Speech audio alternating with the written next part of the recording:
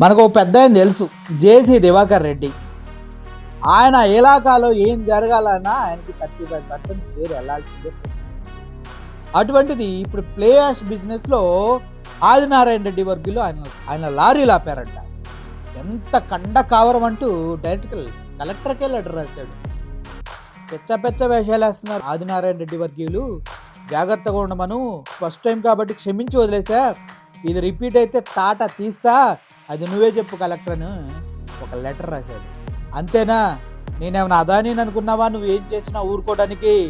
జేసీ దివాకర్ రెడ్డి తాట తీస్తా అంటూ ఒక TDP MLA Adinarayana Reddy BJP warning ఇవ్వడం జరిగింది. ఇది పార్టీల మధ్య గొడవలా చూడాలా? లేదంటే రాజకీయ నాయకుల మధ్య గొడవలా చూడాలా? ఎలా చూడాలో అర్థం కాక నేనైతే కన్‌ఫ్యూజ్ అయిపోతున్నా. దీన్ని మహామహులైనటువంటి టీడీపీ అధిష్టాన వర్గమే దీనికి ఆన్సర్ చెప్పాలి. ఈ కొట్లాటలకు కారణం ఏంటి? దీన్ని ఎలా ఆపుతారు అనేది.